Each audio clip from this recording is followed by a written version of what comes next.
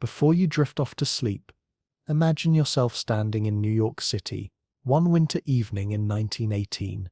The gas lamps flicker dimly through a heavy fog that smells faintly of coal and horse manure. The streets are slick with a thin layer of grime, a mix of melted snow, ash, and the endless dust that settles from factory smoke. Somewhere nearby, a trolley bell rings, echoing down the canyon of tenement buildings. It's the sound of a city that never stops, even when the world itself seems to be breaking apart. To survive living here, in this year of sorrow and endurance, is to learn how to live with constant noise and the closeness of too many people. New York in 1918 is not yet the city of glass towers and bright lights. It's a city of wooden staircases, of crowded boarding houses, of immigrant families pressed into narrow rooms where the wallpaper curls with damp and the windows rattle in the cold. You would likely begin your day before dawn, awakened not by an alarm clock, but by the coughing of a neighbor through a thin wall, or the cry of a child 2 rooms away. The influenza has made its way into every block, every tenement, every crowded tramcar. You can feel it in the air, that strange mixture of fear and exhaustion, as people wrap scarves over their faces and cross the street when someone sneezes. Down on the Lower East Side, life continues in defiance of despair. The pushcart vendors still call out their prices for apples and onions, their breath rising like smoke in the cold morning air. The factory girls hurry past in their long skirts, clutching paper masks and tin lunch pails. Somewhere near the docks, men unload crates of ammunition and wool blankets destined for the war in Europe, their bodies heavy with fatigue and the smell of salt water and sweat. And above all this noise and movement, the city exhales millions of people trying to breathe, to work, to eat, to survive. There is no safety net here. If you get sick, you stay home and pray the fever passes. If you lose your job, you sell your coat before the week is out. Survival is not about strength. It's about adaptation, about knowing which streets to avoid after dark, and which baker still gives credit for a loaf of bread when your pay is late. At night, the city becomes a different creature. The flickering orange glow from the street lamps softens the filth, makes the cobblestones shimmer like wet gold. You can hear the hum of the elevated train far above, metal wheels screaming against frozen rails, and if you listen closely, perhaps even the faint strains of a jazz record playing from a speakeasy down on Bleecker Street. The air smells of smoke and soap, whiskey, and desperation. This was the New York of 1918, a city between worlds, caught between the optimism of progress and the shadow of death, between the roar of industry and the silence of loss. And if you wanted to survive here, truly survive, you had to learn one rule above all others: never stop moving. Because the moment you stopped, the city swallowed you whole. If you had found yourself living in one of New York's tenement buildings in 1918, survival began the moment you woke up. The walls were thin enough to hear every sound: the drip of a leaking pipe, the coughing of a neighbor with influenza, the shuffle of feet across creaking floorboards. The rooms were so narrow that your bed, your table, and your small stove nearly touched one another, and yet a family of 5 might still squeeze inside, their breath clouding in the chill of early morning. The air inside these apartments was thick, heavy, with the smell of coal smoke and boiled cabbage, of soap that never quite masked the scent of too many bodies living too close together. Light came dimly through a single window, often blocked by another building only a few feet away. If you were lucky, you might afford a corner room that caught a hint of sunlight around noon, but most people lived in shadow, under ceilings stained yellow from years of smoke and heat. The building itself would have been a living organism, groaning and coughing like its inhabitants.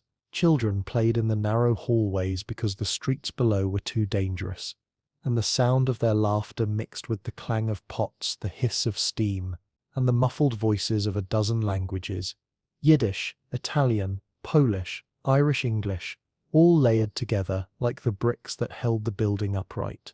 Every door hid a story: a young mother nursing her child beside a stove with fading flames, an old man reading yesterday's newspaper by the faint glow of a kerosene lamp, two sisters sewing until their fingers bled to earn a few coins from the garment factory.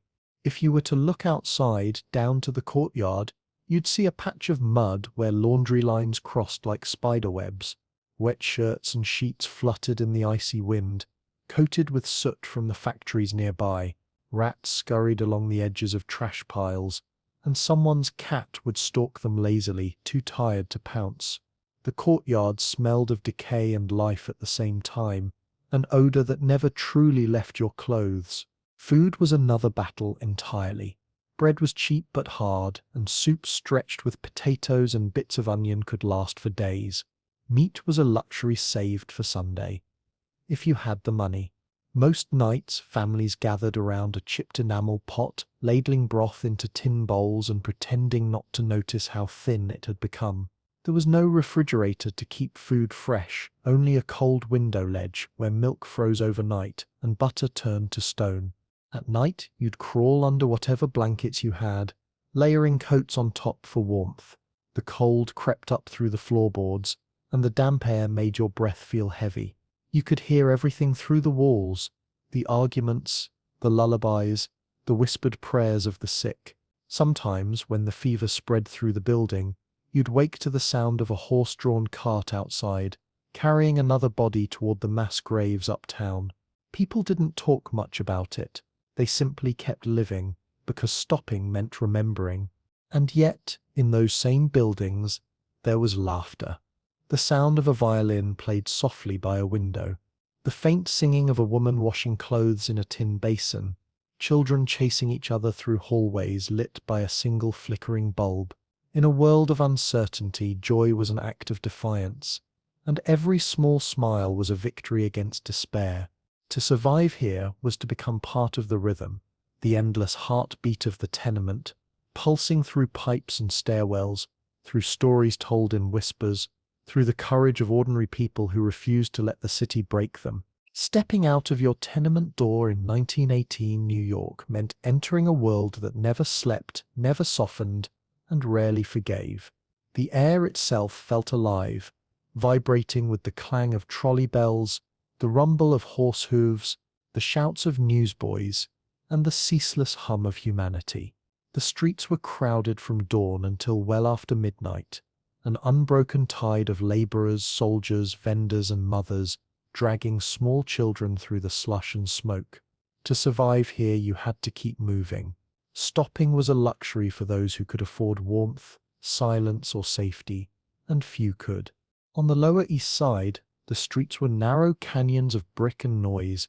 Pushcarts filled every corner, overflowing with onions, coal, second-hand shoes, and wilted vegetables.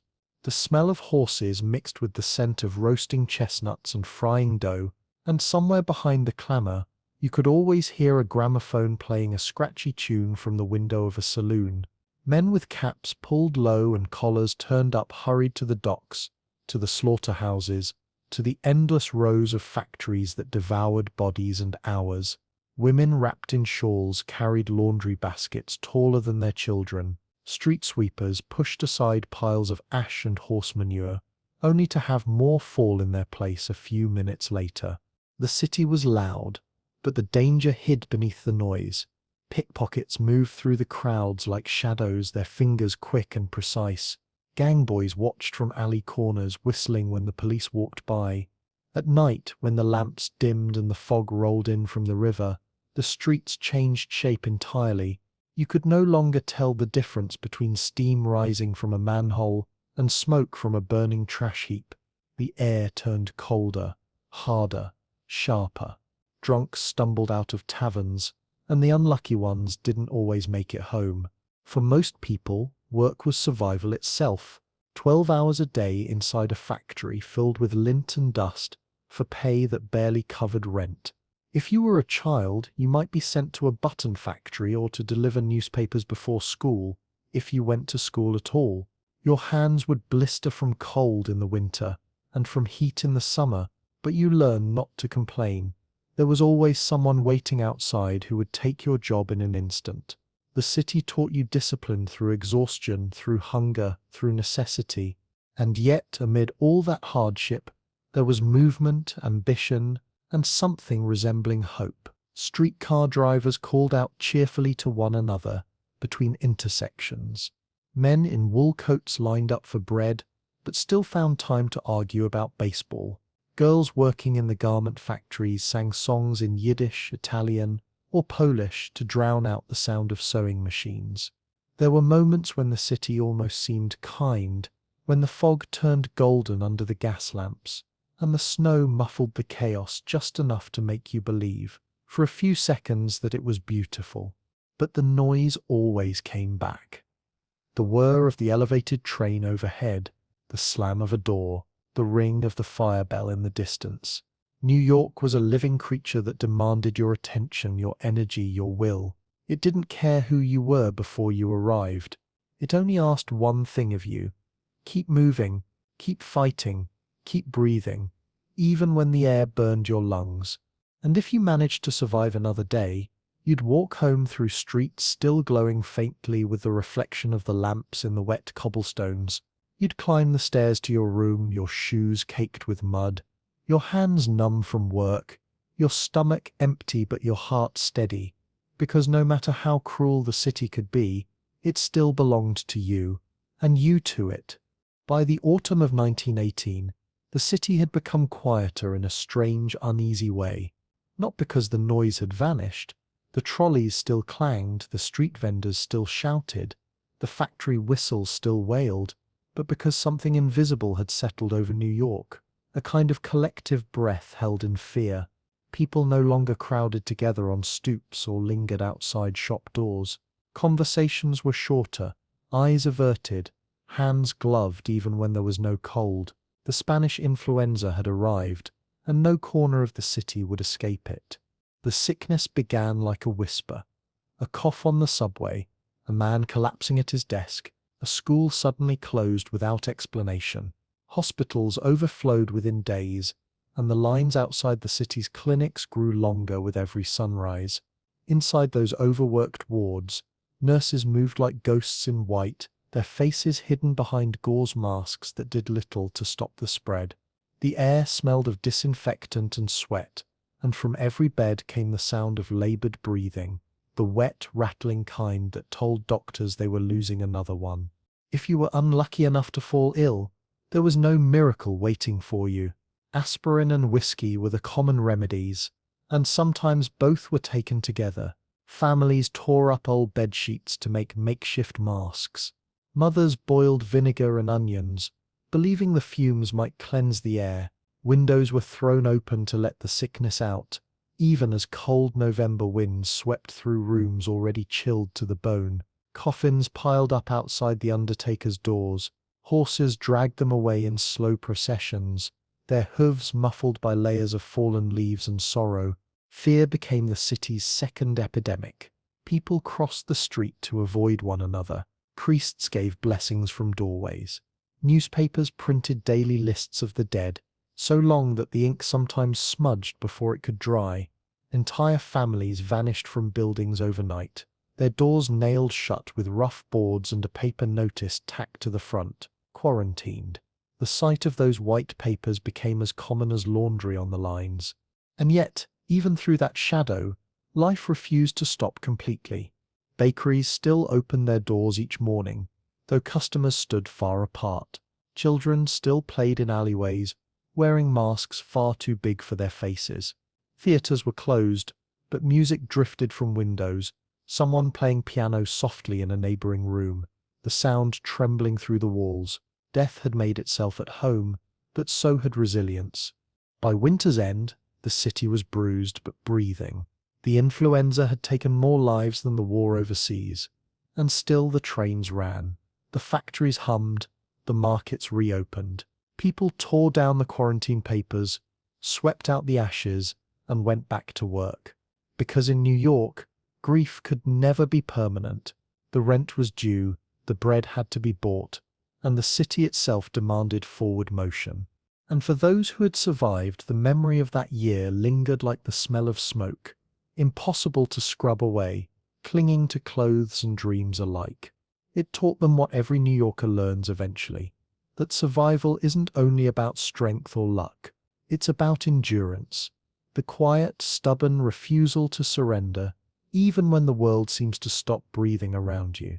By the spring of 1919, New York began to stir again, cautiously at first, like a body waking from a long, fevered sleep. The snow had melted into the gutters, the masks were discarded, and the newspapers that once printed lists of the dead were now filled with talk of victory, of parades, of the soldiers coming home. But beneath the cheering and the confetti, something restless moved in the heart of the city, a hunger not just to live, but to feel alive again. At night, the streets glowed with a strange new energy. Jazz spilled out from basement doors, warm and golden, like whiskey poured over ice. Behind heavy curtains, speakeasies bloomed like secret gardens, illegal, hidden, alive with the sound of trumpets and laughter. People drank as if to wash away the ghosts of the past year, their glasses raised high under dim electric lights that flickered and buzzed. The scent of gin and cigarette smoke filled the air, and for the first time in months, faces were uncovered, mouths were smiling again. Men who had returned from the war danced with women in silk dresses, their boots tapping against the wooden floors in rhythm with the music. The saxophones wailed, the drums pulsed like heartbeats, and the city seemed to breathe again. Not carefully this time, but greedily. There was no talk of germs or sorrow here, only movement and sound, the pulse of something uncontainable. Outside, though, the city still bore the marks of what it had endured. The hospitals were quieter, but the memories remained. Windows that had once glowed with candlelight for the sick now glowed with neon signs. Street corners where funeral carts had passed now hosted newsboys shouting headlines about prohibition, baseball, and the newest dance craze. It was as if the city had chosen not to heal but to hide its scars beneath the rhythm of jazz. In the Upper West Side parlors and downtown speakeasies, you could hear people talk about the new world, a world that had survived the Great War and the Great Flu, and wanted only to forget. Women cut their hair short and painted their lips red. Men bought suits they couldn't afford and spoke of fortunes waiting on Wall Street. The air was thick with perfume and promise, and the city that had once mourned now glittered again, too bright, too fast, too fragile. But if you walked home late at night, past the glowing windows and the laughter that spilled into the streets, you could still catch glimpses of what lingered beneath.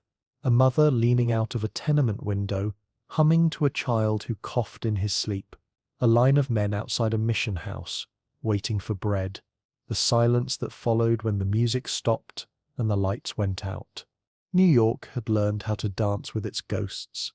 It had buried its grief beneath rhythm and rebellion, masking its pain with movement.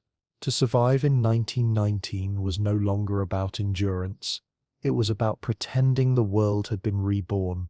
The city wanted to believe it could start again, that it could outrun the memory of sickness and loss. And for a little while it did. But under the music and the smoke, under the bright laughter and the clinking glasses, the truth remained: the city had changed forever. The people who walked its streets now carried a quiet knowledge, a deeper kind of strength. They had lived through a world that had stopped breathing, and somehow learned to breathe again. By the early 1920s, New York was a city split in two, not by walls or rivers, but by fortune. Above on Fifth Avenue and the glimmering new skyline of Midtown, steel and glass began to rise toward the clouds, symbols of human ambition gleaming under the sunlight. Below, in the maze of Lower Manhattan, in the sweat-soaked factories of Brooklyn and the cramped tenements of the Bronx, life was as hard as ever. The city was modernizing, yes, but only for those who could afford the future. Every morning, as dawn painted the East River in a cold metallic light, thousands of workers crossed the bridges on foot, their silhouettes dark against the pale sky. The rhythm of their footsteps matched the pulse of the city, steady, relentless, unbroken. They passed by the new automobiles gliding over cobblestones, their exhaust fumes mingling with the smell of bread from corner bakeries and coal smoke rising from chimneys. The world was changing, and they were the ones who kept it moving, even if they would never own a piece of it. If you stood at Times Square in those years, you could feel the contradiction in the air. Electric lights burned through the night. illuminating billboards that promised happiness, comfort, luxury, things most New Yorkers would never touch. The subways roared beneath the streets, carrying rich and poor alike through tunnels that smelled of iron and damp earth. On one block, you might find a grand hotel with marble columns and chandeliers. On the next, a soup kitchen where barefoot children waited for bread. It was as if two worlds existed on the same island, side by side, pretending not to see each other. The newspapers called it progress, new buildings, new machines, new money. But the old wounds hadn't vanished. The immigrants who had arrived with nothing still lived in the same brick boxes, still sent their sons to work in foundries and their daughters to sewing rooms.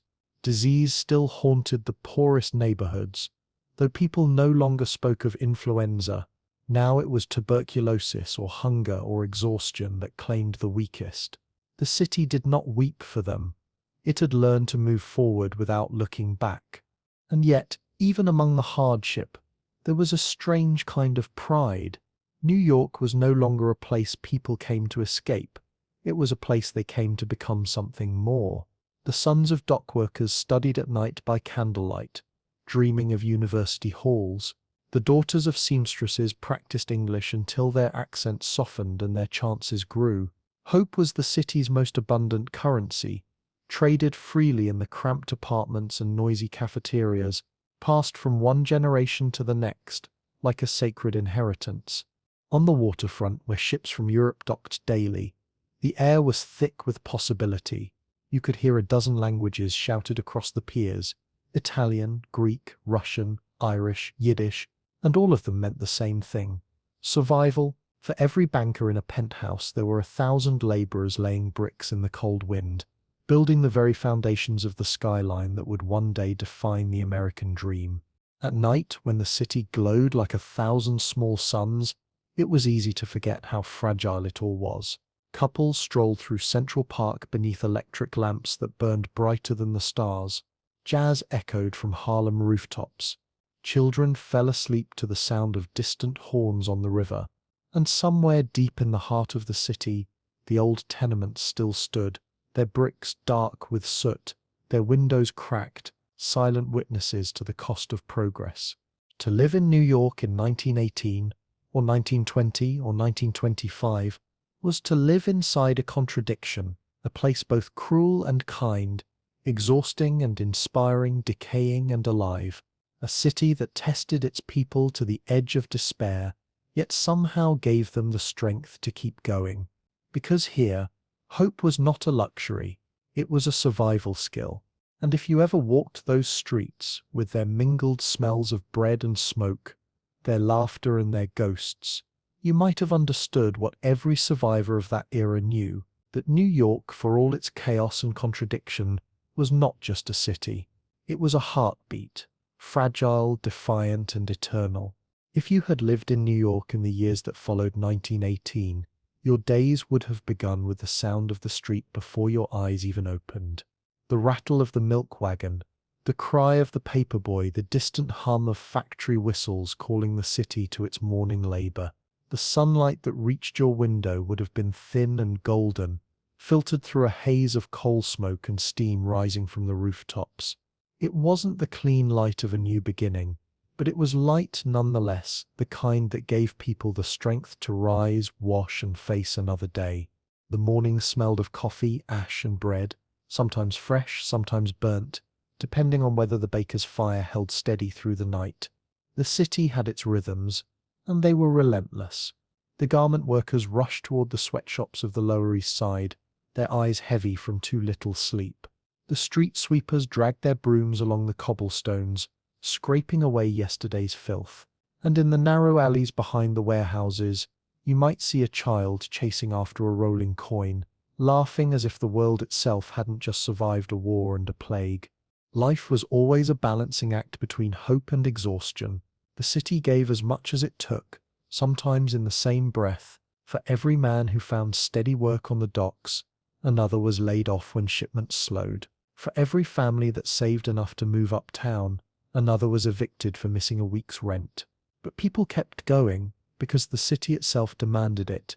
It rewarded motion and punished stillness. In the evenings, when the day's labor was done, the city transformed once more. The factories dimmed their lights, the whistles went silent, and the streets came alive in a different way. The glow of electric bulbs reflected in rain-slicked pavements. Jazz spilled out from Harlem bars and immigrant cafes. On corners, vendors sold roasted peanuts, and the smell drifted through the air like a small promise that life, no matter how harsh, still had sweetness left in it. For many, survival wasn't only about food or work. It was about belonging. The Irish found comfort in their churches, the Italians in their festivals, the Jews in the flicker of Sabbath candles behind tiny apartment windows. Each community carried its own rhythm, its own way of softening the noise of the city. In the settlement houses, young social workers taught English to children who spoke 5 languages before they turned 10. In dance halls, men and women who had nothing in their pockets spent their last dime on a night of laughter and music. And still, poverty clung to the city like the soot on its bricks. In the tenements, the walls sweated moisture in summer and froze solid in winter. Babies slept in drawers because there were no cribs. Rats scuttled under the floorboards, and the landlords rarely came to fix what was broken. But people made do. They hung curtains from old dresses, scrubbed the floors with soap and salt water, and placed small pots of flowers on the windowsills to make the greyness bearable. What truly kept the city alive, though, wasn't the machines or the buildings. It was its people.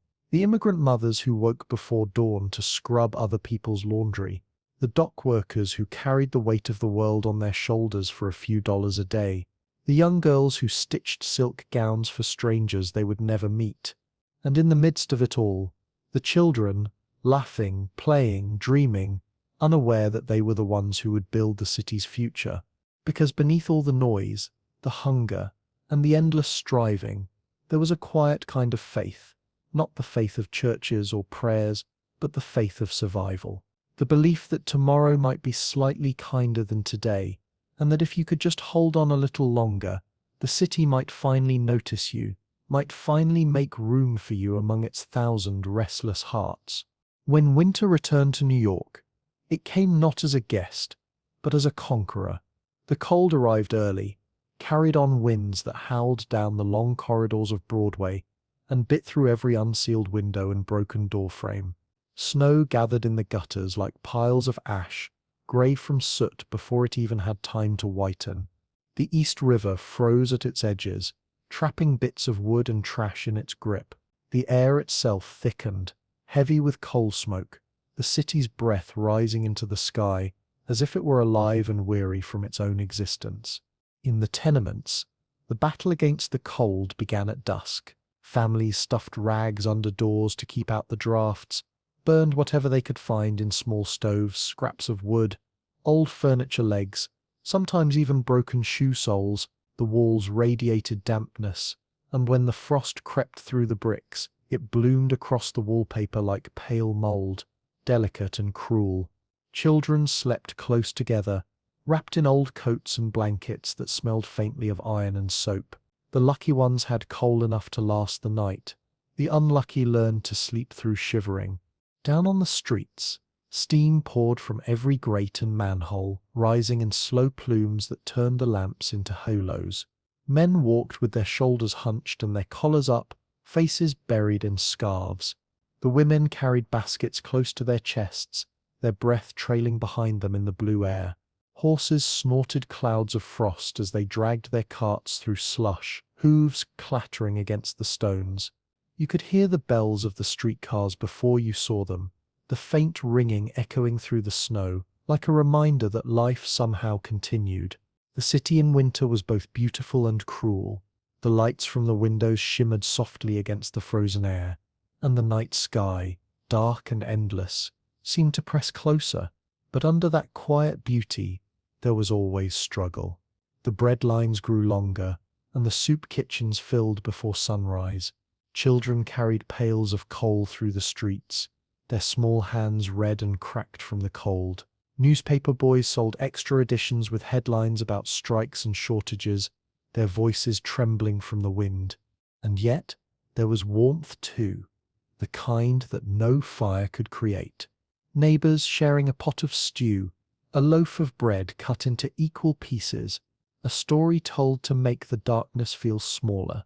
In the settlement houses, volunteers poured hot tea for whoever came in from the cold. Churches opened their doors at night for those who had nowhere to sleep. Music drifted faintly from upper windows. An old violin, a phonograph, a lullaby hummed in a language half forgotten. From the rooftops, the city looked like a great machine breathing steam into the sky. The bridges glowed faintly under layers of frost, and the sound of the river, slow and muffled beneath its icy skin, carried through the night. Those who had lived through the influenza, through hunger, and the harsh years before, now met the cold with quiet endurance. They knew that winter, like hardship, always passed, and when it did, life would stir again in the cracks of the city's pavement. Inside the rooms, candles burned low. The shadows on the walls danced softly, and the sound of footsteps outside faded into the hush of falling snow. The city, for all its noise and fury, could still fall silent sometimes, not the silence of peace, but of rest. A brief moment when the great heart of New York seemed to pause between one breath and the next, waiting for morning.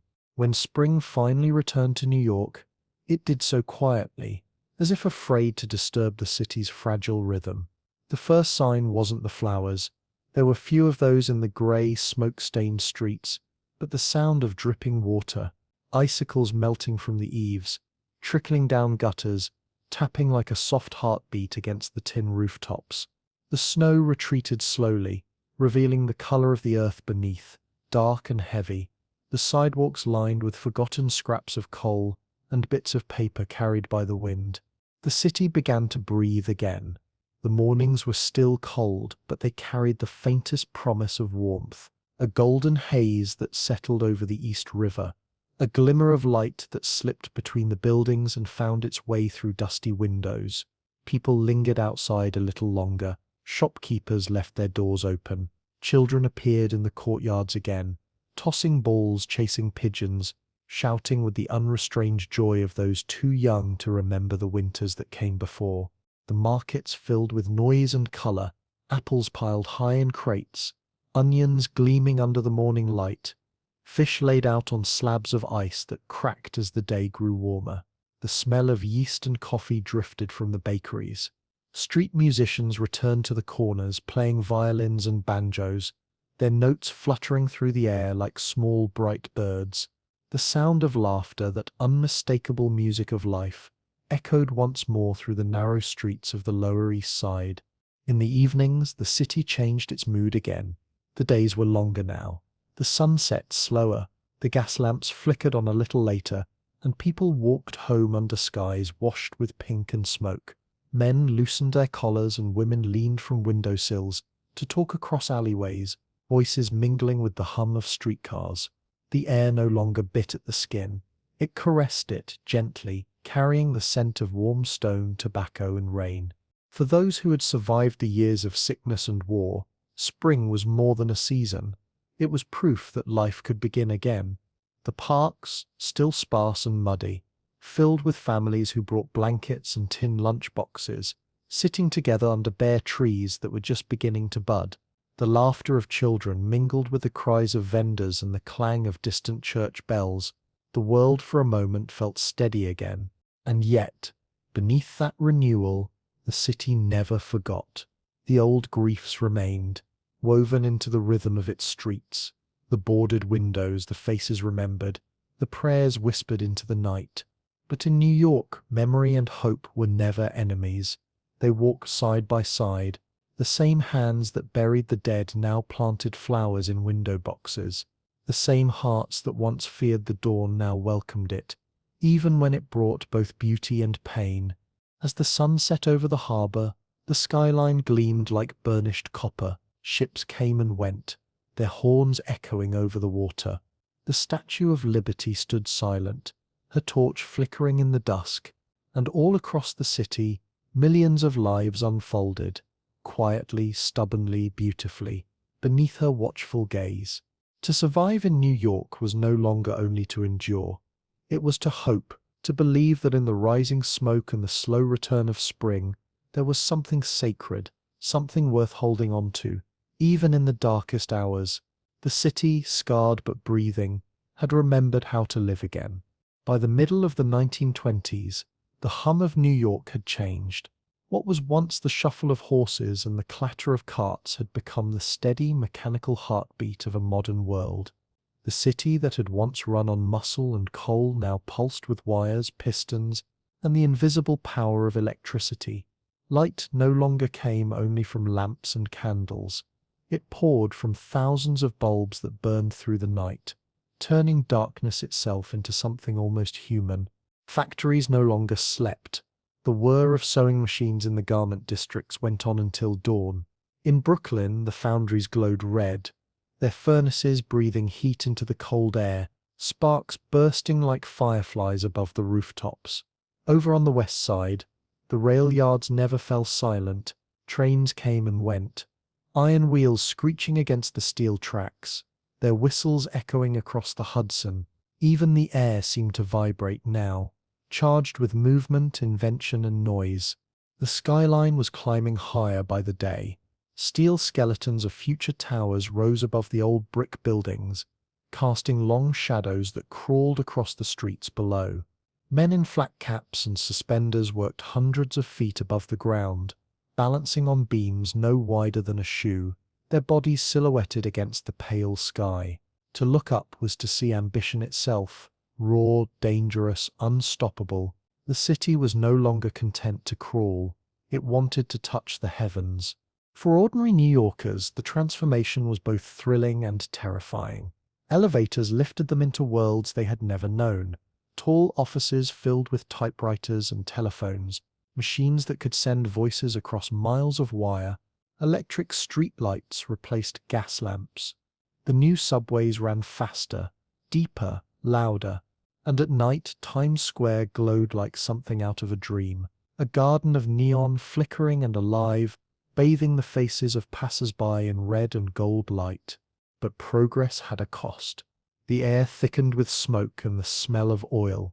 The tenement alleys filled with the sound of generators and fans. The city's rhythm, once dictated by sunrise and sunset, now belonged to the machines. There were people who loved it, who stood on rooftops at night just to watch the city sparkle like a field of stars, and others who feared it, who longed for silence that would never return. Still, New York's pulse quickened. The jazz grew louder, the factories busier, the streets more crowded. Every man and woman seemed to be chasing something: wealth, comfort, belonging, and the city fed on that hunger. The night was no longer a time for rest, but for spectacle. Radios crackled in windows, carrying music from Harlem to Queens. Movie theaters glowed like lighthouses. Automobiles roared down Fifth Avenue, their horns like laughter, their lights slicing through the fog. And somewhere above it all, between smoke and sky, the city dreamed of eternity. Its bridges gleamed with frost, its towers reached for the clouds, and its people, millions of them now, carried within them the same fragile hope as their parents before them, that no matter how fast the world changed, they would not be left behind. Because to live in New York during that age was to live inside the future, noisy, electric, merciless, and magnificent. Every spark, every heartbeat, every flicker of light was a promise that the city would never sleep, never stop, never die. It was the price of progress, and its greatest miracle. As the machines roared and the towers rose, another kind of revolution was quietly taking shape in New York, one made not of steel or smoke, but of words, sound, and color. Beneath the thunder of progress, in the dim apartments of Greenwich Village, in the smoky clubs of Harlem, in the cafes tucked between printing shops and pawnbrokers, the dreamers of a new century were at work. They were poor, often hungry, but they carried within them a hunger that the city understood, the desire to be seen, to be heard, to make something eternal out of the chaos that surrounded them. The immigrant children of the tenements became poets and painters. The sons of Irish dockworkers wrote plays about the people they had seen sleeping in alleys. The daughters of Jewish seamstresses painted their mothers by lamplight. hands swollen from sewing, faces full of silent grace. Harlem was alive with music, the steady heartbeat of jazz that grew from sorrow and turned it into gold. You could walk down Lenox Avenue at midnight and hear a trumpet solo rising from a basement, a sound so full of life it seemed to lift the whole city with it. In those years, New York became not just a city but a language. Every accent, every song, every piece of art was a syllable in its vast vocabulary.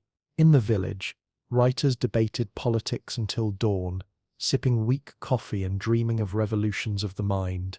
On the Lower East Side, newspaper editors argued in Yiddish about the meaning of freedom.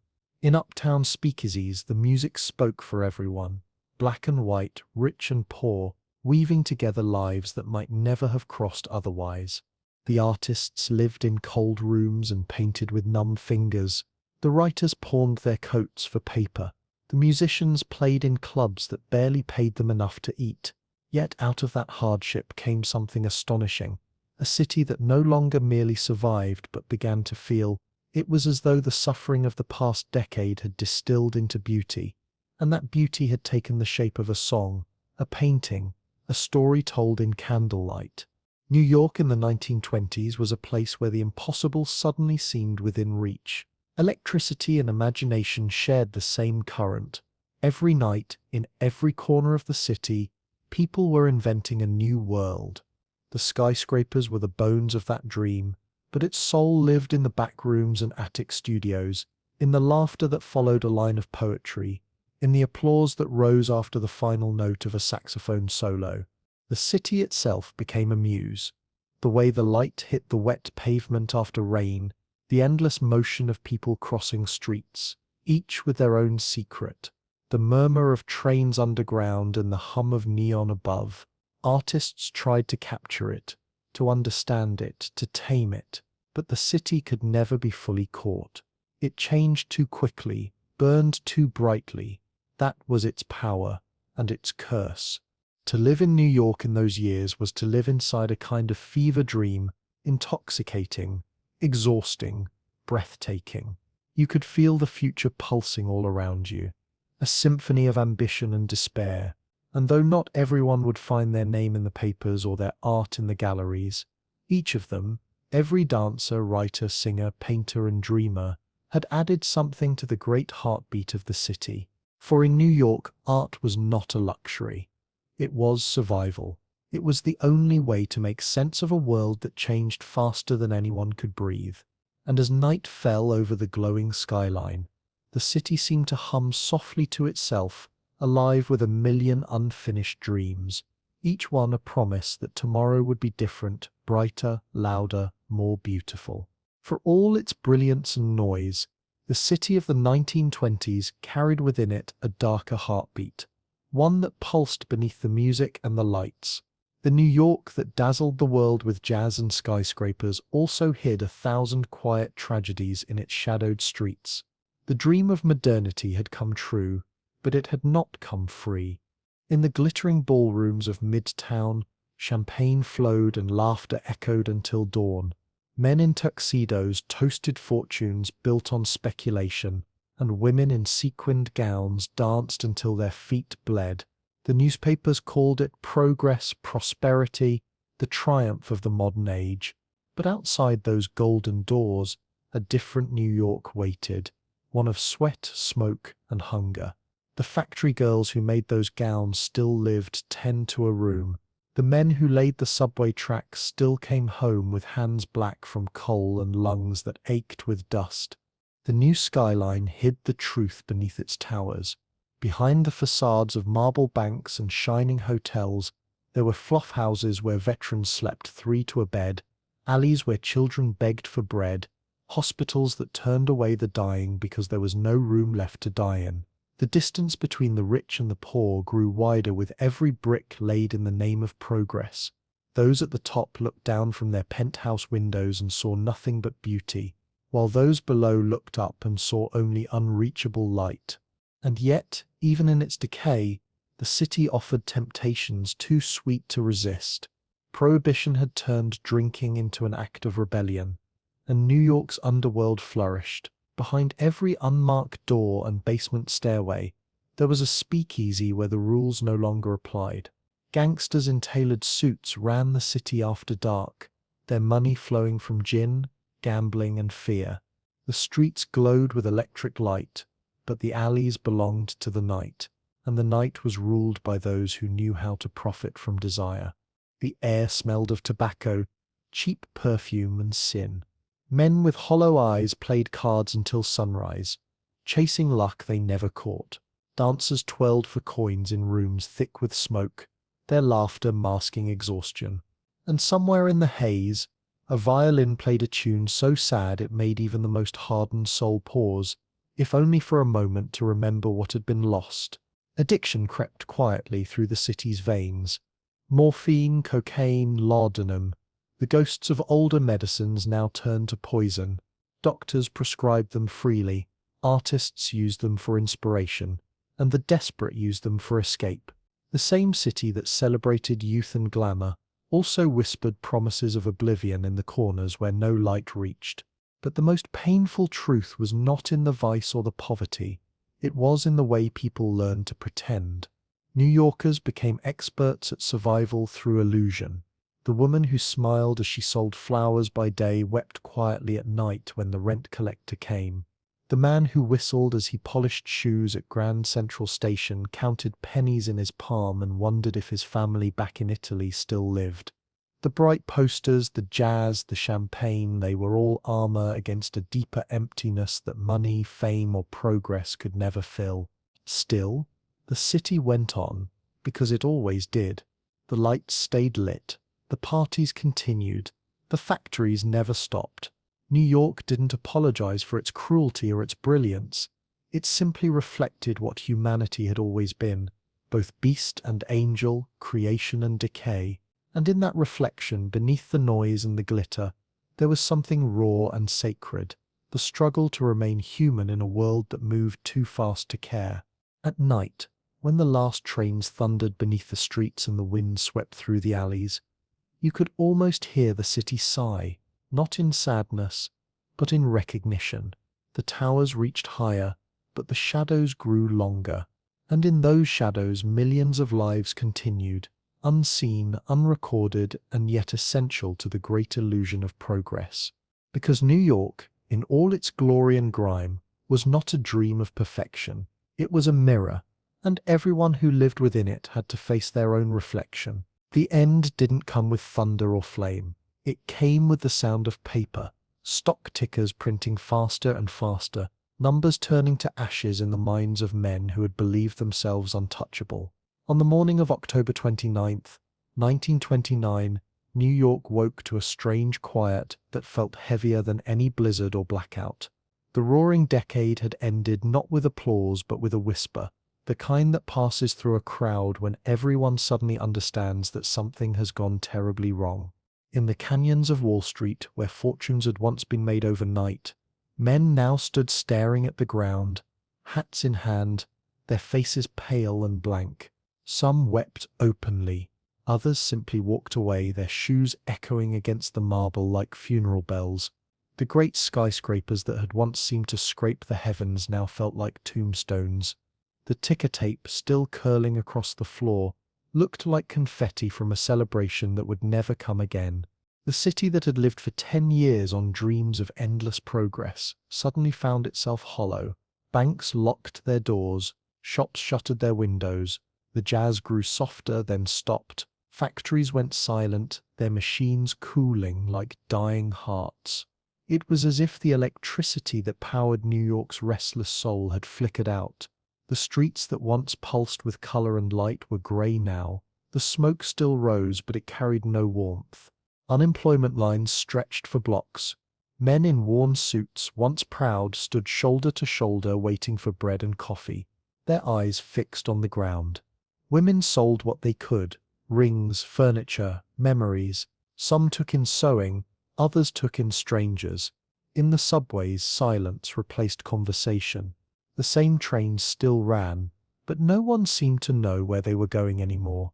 The city that had always been defined by movement suddenly seemed to stand still. There were no more parades, no more champagne, no more laughter spilling out from behind hidden doors. Even the children played less noisily, their games more careful, their shoes patched too many times. Families huddled around radios, listening not for music now but for news, for some sign that the world beyond the tenement walls was still capable of mercy. But in the strange stillness that followed, a new kind of endurance began to take shape. People learned to share again. Neighbors who had once ignored each other now split loaves of bread and pots of stew. Churches filled not with sermons, but with soup and blankets. The city adapted, as it always did. Slower now, quieter, but still breathing. It refused to die, even when everything else seemed to crumble. For some, the crash was a reckoning. The towers built on ambition had proven fragile.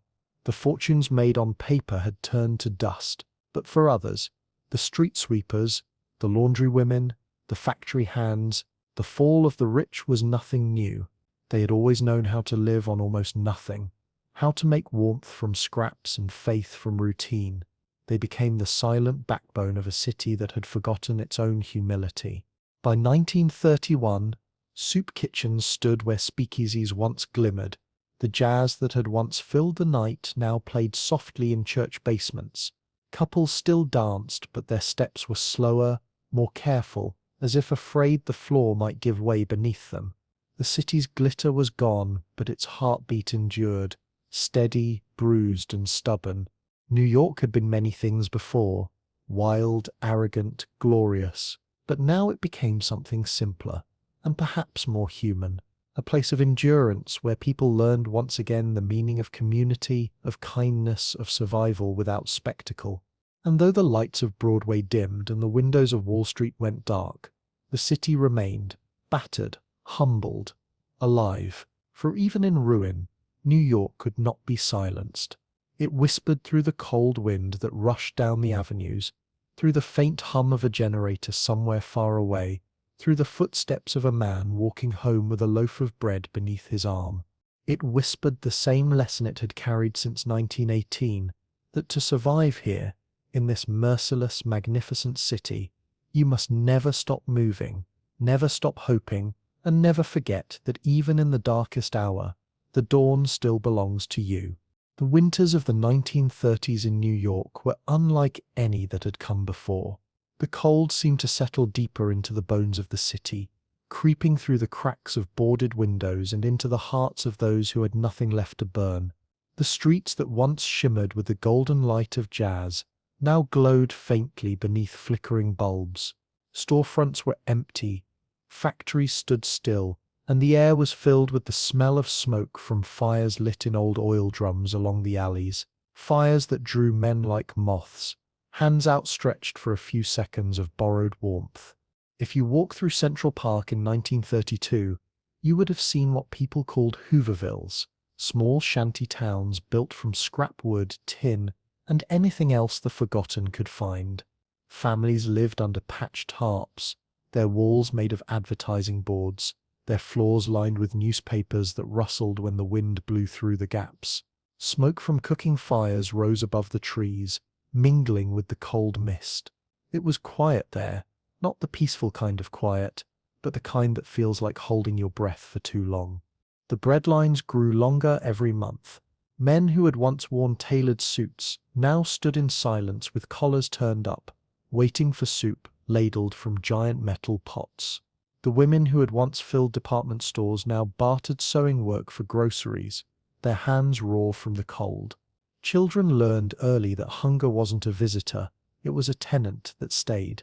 The city's rhythm slowed to a low, steady pulse, the sound of footsteps, of carts rolling across frozen cobblestones, of shovels scraping the snow from streets no one could afford to repair. But even in that grim silence, there was a strange beauty, a fragile, human one.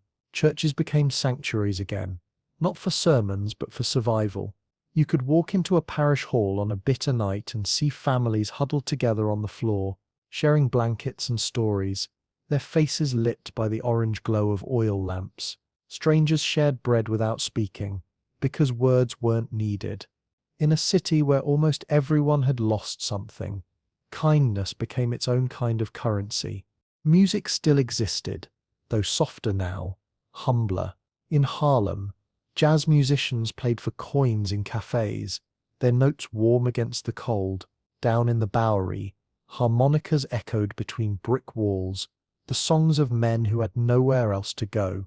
Even laughter survived, brittle, cautious, but real, found in jokes told to keep despair at bay. It was said that New Yorkers learned to laugh differently in those years, quietly, without expectation, like people who knew that joy could be fleeting. And yet, the city refused to die. For every door that closed, another opened somewhere else. Gardens sprouted on rooftops. Neighbors shared stew made from scraps. Out-of-work architects designed shelters for the homeless. Artists painted murals on crumbling walls, filling the grey with color again. The people who had nothing found ways to give something anyway. The city, bruised and thin, kept breathing, its breath visible in the frosty air, its heart still beating under the ice. If you had stood on the Brooklyn Bridge on one of those freezing nights and looked out over the East River, you would have seen a city of shadows and light, the glitter of what remained, the vast darkness of what was lost. Steam rose from the grates like ghosts, and the skyline, though dimmed, still cut against the stars like a promise that refused to fade. New York had fallen before, to sickness, to fire, to greed, but it always rose again. The Depression tested that faith, stripped it bare, and revealed something deeper beneath the concrete and the pride endurance.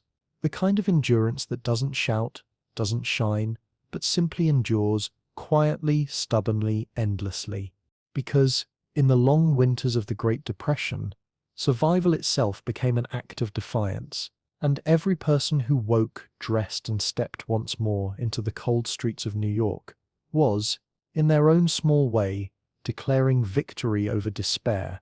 By 1933, the air in New York still carried the smell of smoke and hardship, but there was something new within it, the faint, trembling scent of hope. Franklin Delano Roosevelt's voice came crackling through the radios in tenements and brownstones alike, calm and steady, like a father speaking to a frightened child. He promised recovery, relief, reform, words that sounded almost mythical.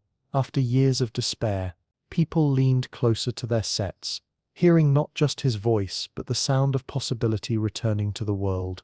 The city began to move again. Slowly at first, like a tired giant stretching after a long sleep, construction returned to the streets. The Works Progress Administration sent men back to labor with shovels and pickaxes, repairing bridges, laying bricks, carving hope back into the very bones of the city. Parks were cleaned, murals painted, libraries opened. The clang of hammers replaced the silence that had hung over New York for too long. For the first time in years, the sound of work, honest, rhythmic, purposeful, echoed between the buildings like a hymn. You could feel the change on the streets. Men who once stood in breadlines now carried toolboxes.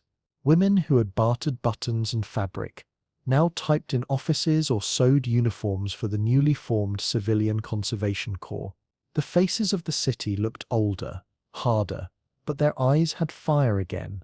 The quiet kind, the kind that doesn't boast but endures. In Harlem, music found its pulse once more.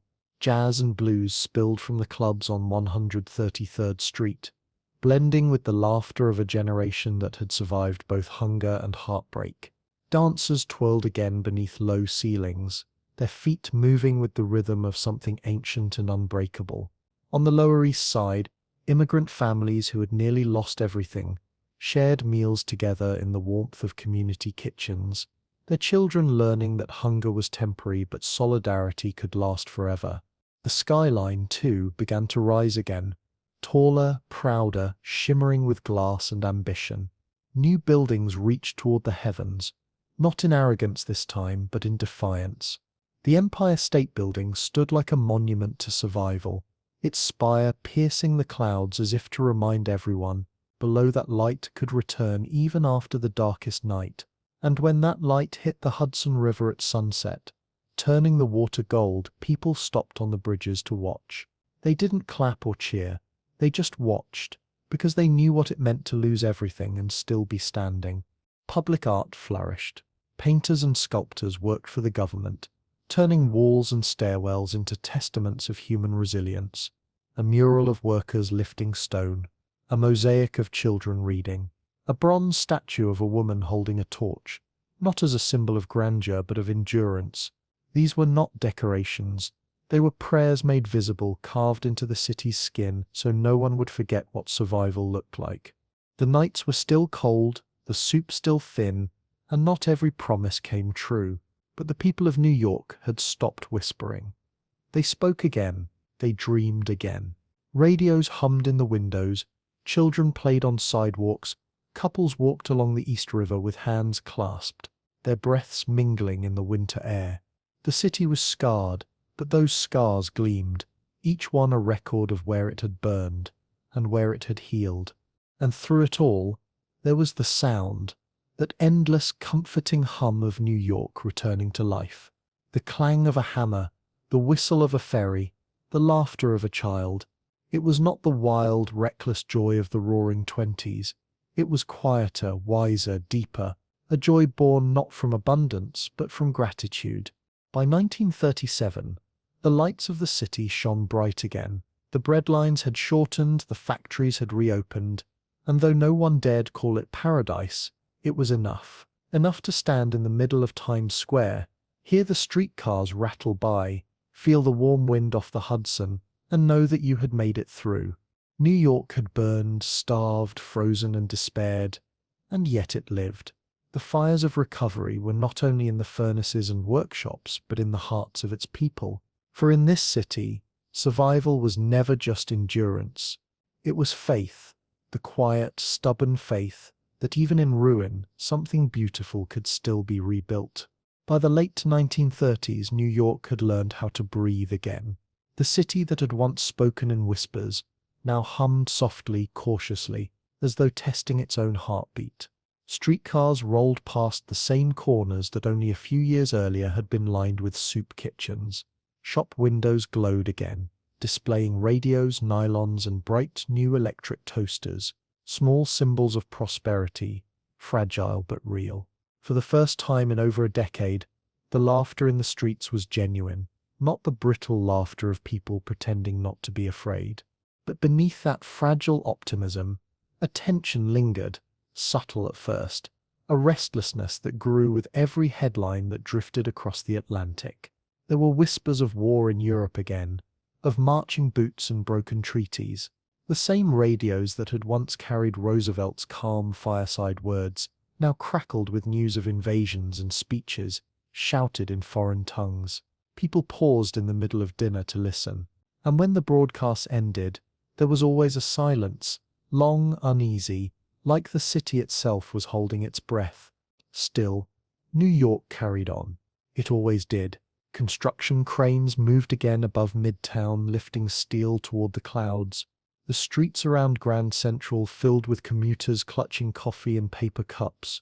Movie theaters promised romance and laughter for 25 cents, and inside, couples sat shoulder to shoulder in the dark, escaping into black and white worlds where love always won and the good always survived. On the docks, ships came and went. Freighters loaded with grain, fruit, and manufactured goods bound for nations now burning.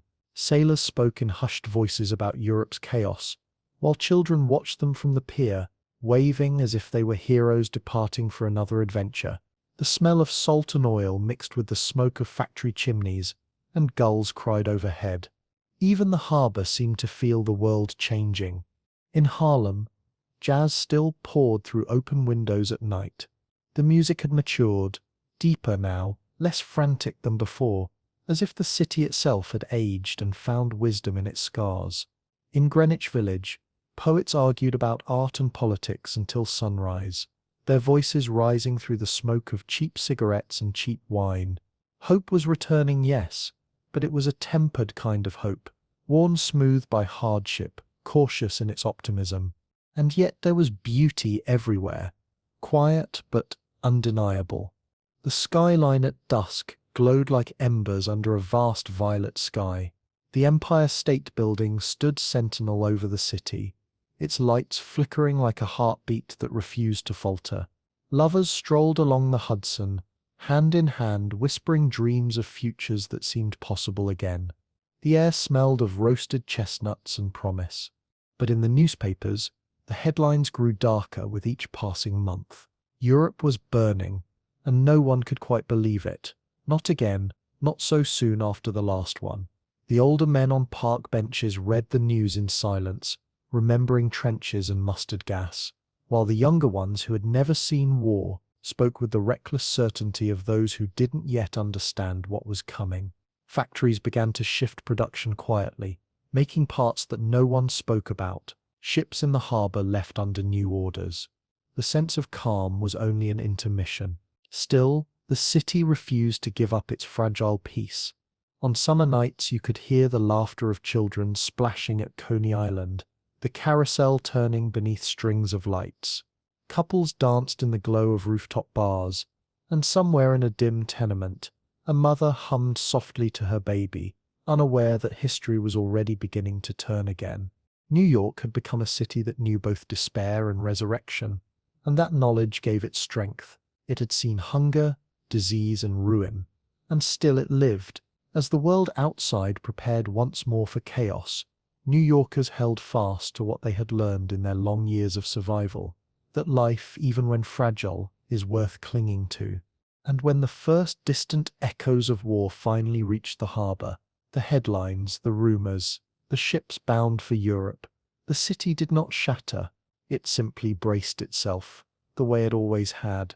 The lights stayed on, the music played, the people kept moving. Because New York had learned the oldest lesson of all, that even when the world trembles, even when the future darkens, there is power in endurance and grace in hope. When war finally came, it didn't arrive with bombs or soldiers in the streets. It arrived with sound. Radios crackled with Roosevelt's grave, measured voice as he declared that the United States was now at war. People stood frozen in front of store windows where the words Pearl Harbor attacked were pasted in bold, uneven letters. For a moment, New York fell silent, that rare, breathless kind of silence that only comes when a city understands it has stepped into history once again. Then came the movement. Trains crowded with young men in uniform began leaving Grand Central every hour, their faces still half boy, half soldier. Mothers waved from the platforms until the smoke swallowed the carriages. The sound of boots echoed down the marble halls of the station, and the smell of polished leather and engine oil lingered in the air long after the trains had gone. The docks along the Hudson roared back to life. Cargo ships lined up in endless rows, loaded with weapons, food, and hope bound for Europe. Men worked through the night under floodlights, their breath white in the winter air, their songs echoing between the steel hulls. Women joined the workforce by the thousands, trading aprons for overalls, sewing parachutes and assembling munitions in factories that had once made dresses and lamps. Their hands moved quickly, skillfully, silently, the rhythm of war measured not in drums but in machines. The city itself transformed. Blackout curtains were drawn across windows, streetlights dimmed to narrow slits. Air raid drills interrupted movie nights and baseball games. Posters lined every wall. Buy war bonds. Plant victory gardens. Do your part. Even school children collected tin cans and old tires, their small acts folded into the vast machinery of national survival. The air smelled of rationed coffee, rubber, and paint, the scent of a city turning itself into a weapon. But New York never lost its pulse. Even in the midst of fear, the music played. In Harlem, jazz musicians filled the nights with songs of courage and longing. In the dance halls of Times Square, couples swayed to the rhythm of big bands before the men shipped out. Sailors filled the sidewalks, laughing too loudly, holding letters in their pockets and promises in their eyes. There was sorrow everywhere, but it was wrapped in determination, a kind of defiant joy that said, "We will not stop living, not now, not ever." The newspapers printed lists of the fallen beside photographs of smiling soldiers, Gold stars appeared in windows, yet the city refused to weep openly. It carried its grief the way it carried everything else, quietly, fiercely together. Women volunteered at hospitals, priests prayed over telegrams, and strangers helped one another on the subway when news of battles overseas came through. By 1943, the factories ran without pause. The clatter of typewriters mixed with the deep hum of engines and the steady rhythm of boots. New York had become the beating heart of the Allied effort, a place where supplies, soldiers, and spirit converged before crossing the ocean. The night sky above the harbor glowed faintly red from the heat of the shipyards, and the Statue of Liberty stood in shadow, her torch dimmed for safety, but her silhouette unbroken. And through it all, the city remembered what it had learned in its hardest years: how to endure. The faces were older now, lined with the memory of the Depression, but their eyes held the same unshakable faith that no matter how dark the night became, dawn would come again. When soldiers returned on brief leave, they spoke of how the first thing they wanted to see wasn't home or family or food. It was the skyline, that jagged crown of steel and light rising from the water, proof that the world they were fighting for still existed, still glowed, still waited.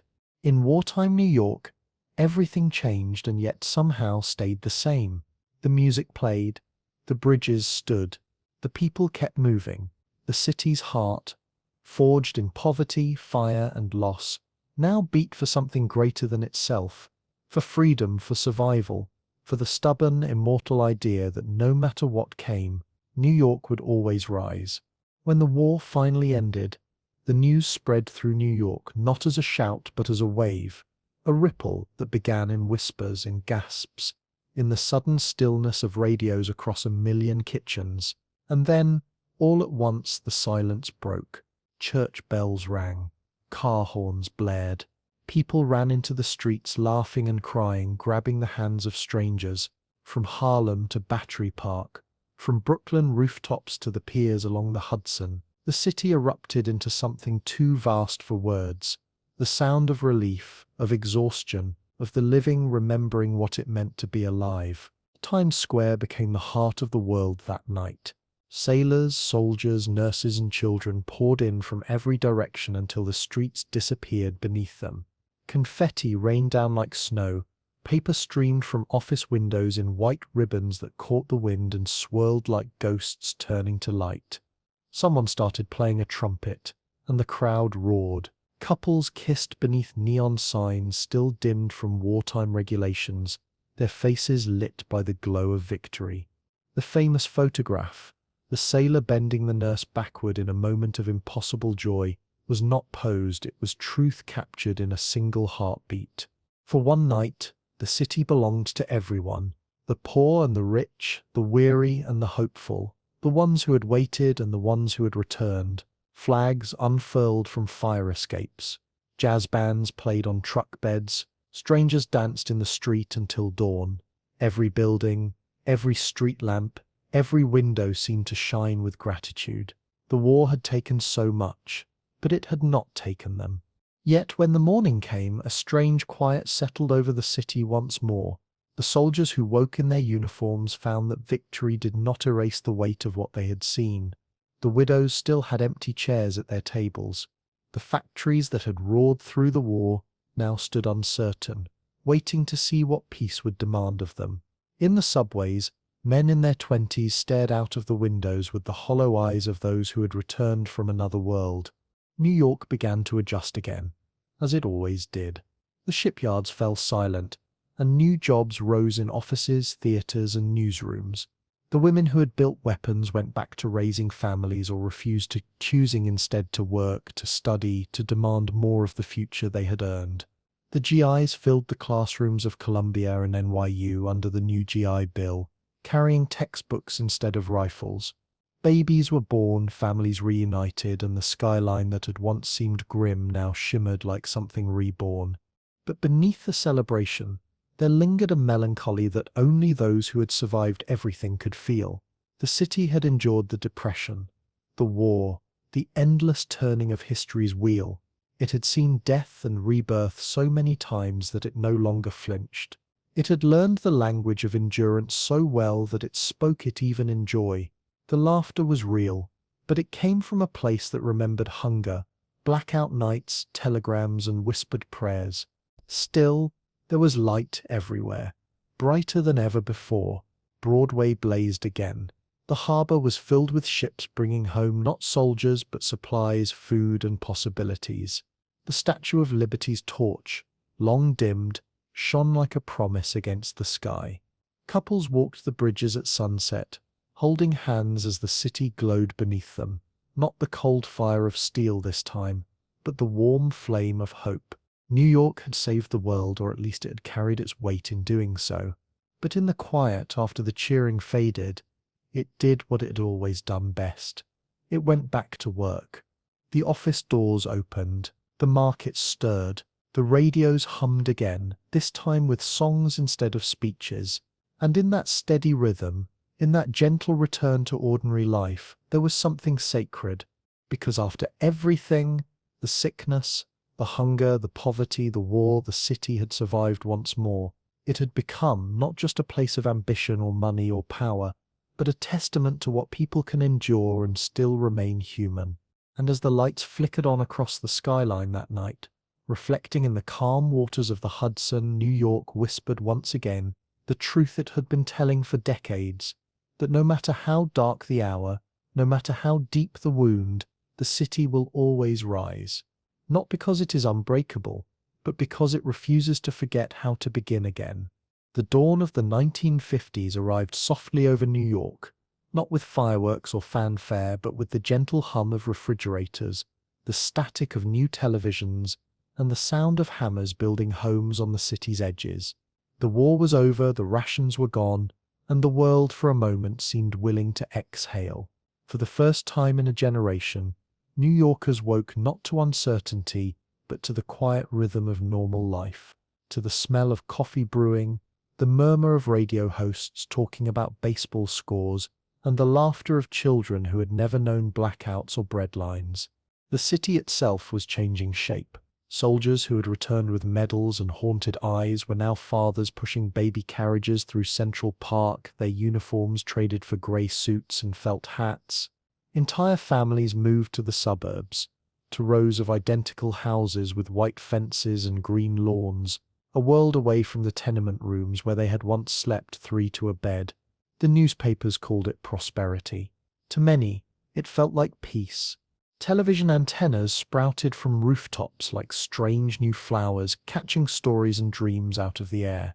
In dimly lit living rooms, families gathered around glowing screens to watch variety shows, newsreels, and the first televised baseball games. For the first time, the world beyond New York came into the home, and the city, always restless, responded by inventing more of itself to show.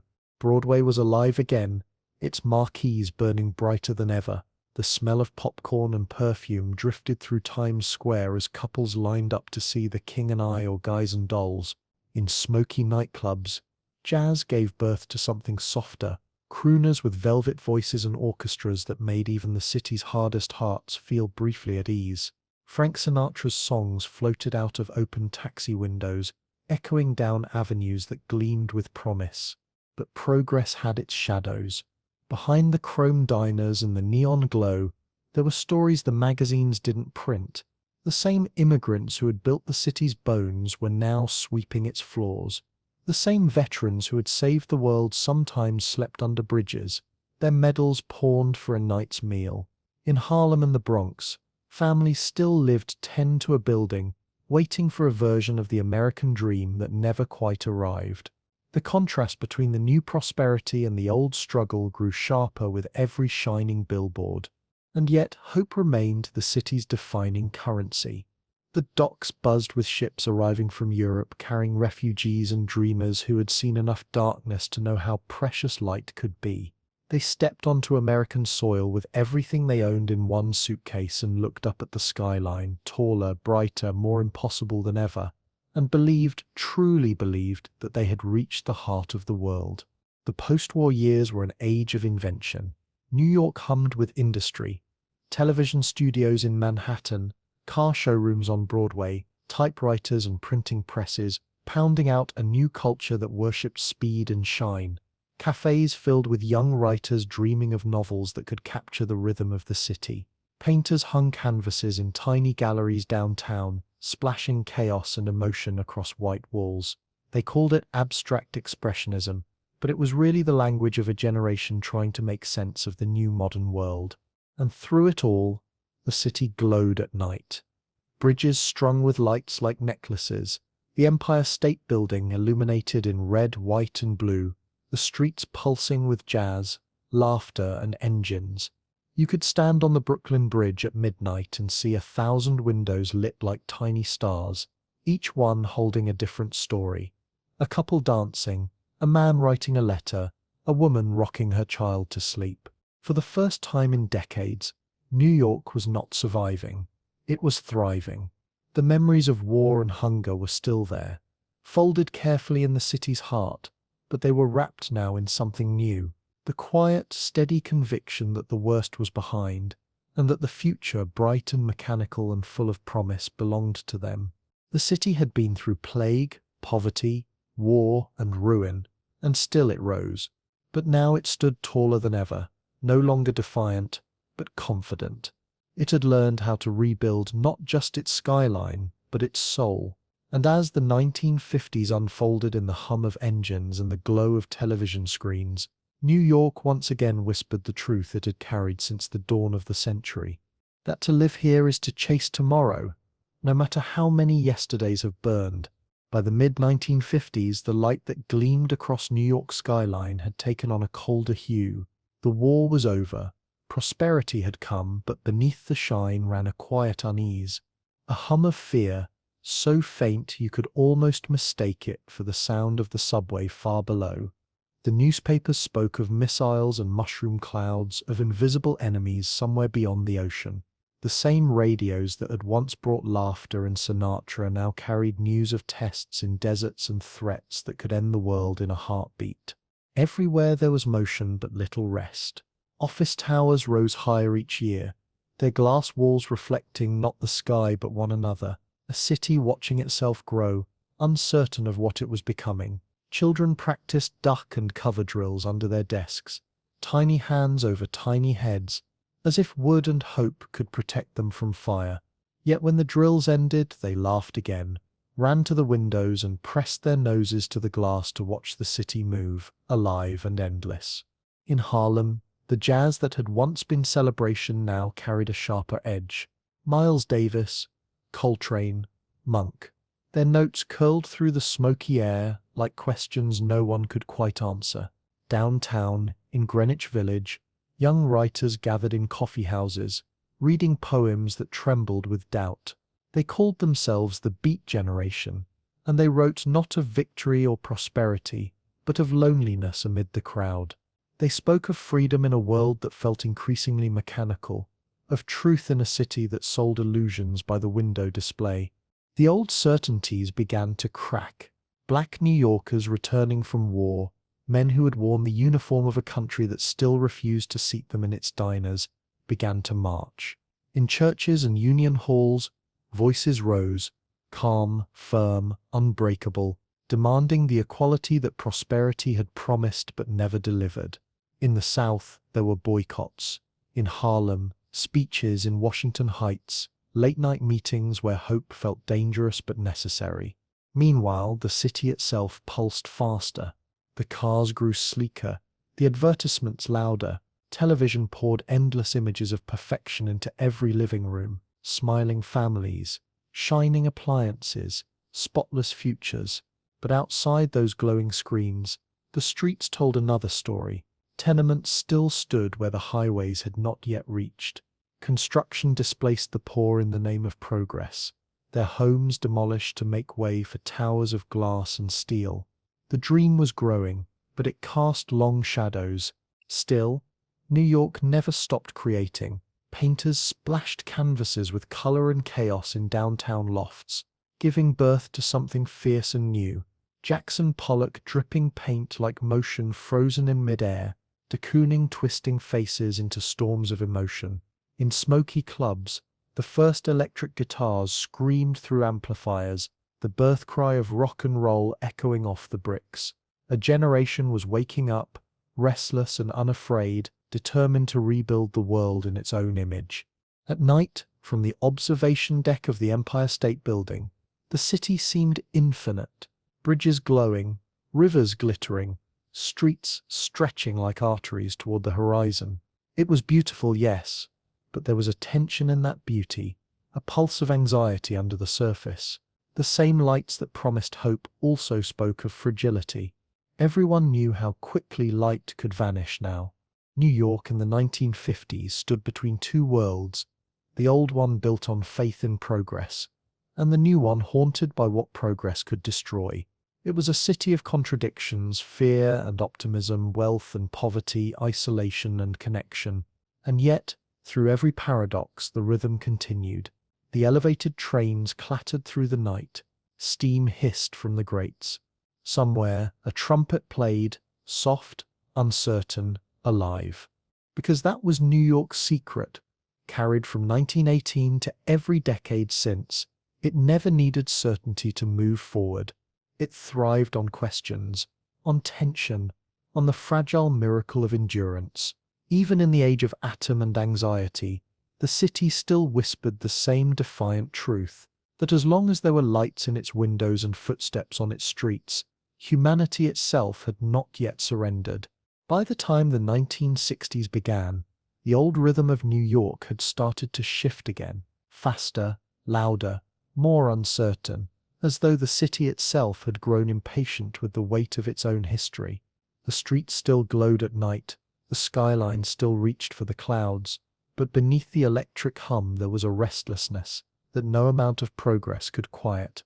A new generation had risen, born after war but raised in its shadow, and they wanted something the city had never quite offered before: meaning. The decade opened with hope. John F. Kennedy's voice echoed from radios across the boroughs, youthful and confident, promising a new frontier. You could feel the energy in the air, optimism woven through the smog, a belief that perhaps at last the future might belong to the dreamers. But the streets of New York had learned long ago that every dream comes with a cost, and as the decade unfolded, that lesson returned, sharp, relentless, unforgettable. In Harlem, the struggle for civil rights that had been whispered in churches and basements now erupted into the open. Marches filled the avenues, banners swaying above crowds that chanted for justice, their voices rising like thunder between the buildings. Malcolm X preached on 125th Street, his words cutting through the noise like glass, fierce, precise, unflinching. Hope and anger lived side by side, and the city became a stage where America's conscience performed its most painful play. Downtown in Greenwich Village, the air smelled of coffee, paint, and revolution. Folk singers strummed guitars in Washington Square Park, their voices raw with protest and longing. The poets spoke of love and disillusionment, of war and peace, of a world too beautiful and too broken to ignore. On narrow streets, painters turned old warehouses into studios, filling the walls with color that refused to obey the rules.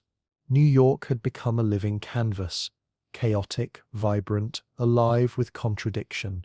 At Columbia University, students occupied buildings, their demands echoing through lecture halls that had once been silent. The Vietnam War turned from a distant rumor into an everyday wound. The newspapers filled with names of boys from Brooklyn, Queens, and the Bronx who would never come home. The old veterans of the Depression and the World Wars watched from stoops and diners, shaking their heads. To them, this rebellion felt new. But to the city, it was familiar. Another storm passing through, another generation trying to find its place in the noise. Music changed everything. The folk songs gave way to electric guitars, and the sound of the Beatles, Dylan, and Hendrix drifted out of record stores and dorm windows. The world had begun to spin faster, and New York moved with it. The sidewalks filled with long hair and bright clothes, with slogans painted on cardboard and love written on faces. Central Park became a sanctuary for the young and the lost, a place to sing, to protest, to dream of a gentler world beneath the restless sky. But even as peace and love became slogans, the city's other face never disappeared. Poverty deepened in the outer boroughs. Crime crept into the subways.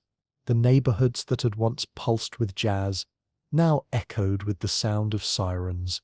The same decade that promised liberation also brought despair, assassinations, riots, and a sense that the world might be unraveling again, just when it had finally begun to heal.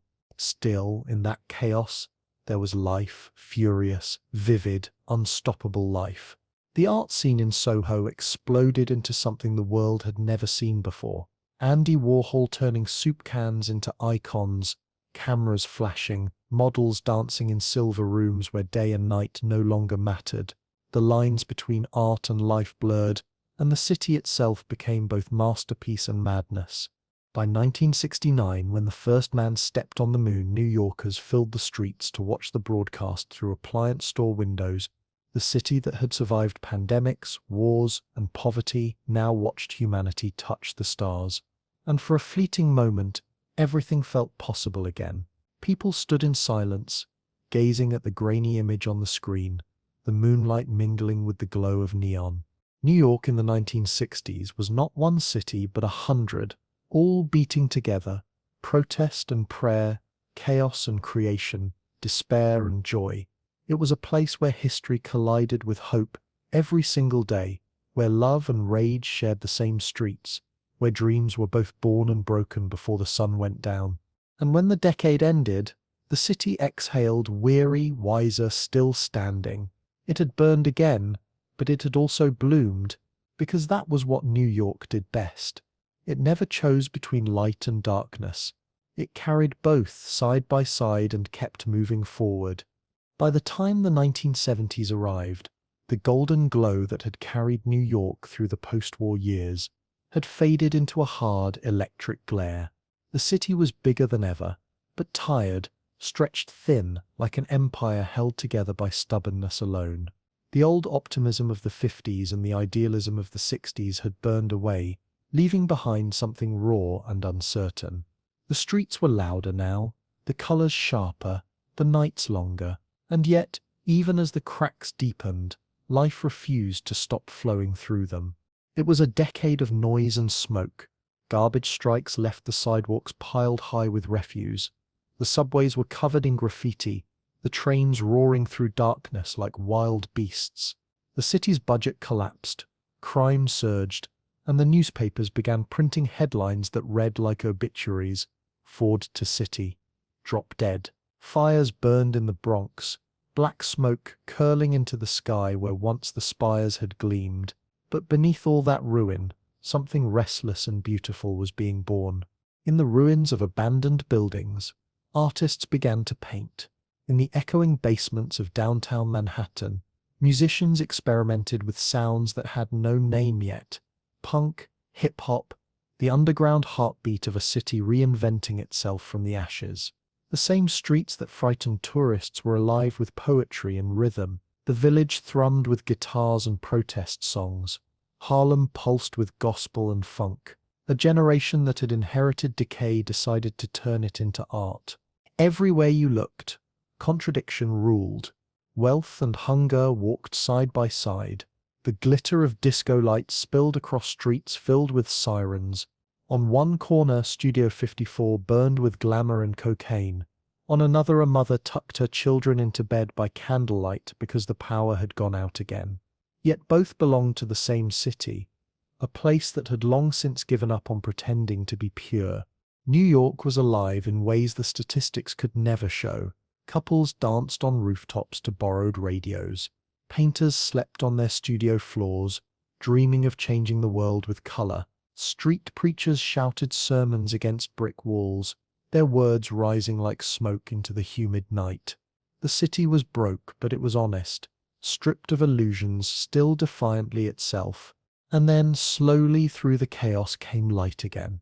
By the end of the decade, the skyline began to rise once more.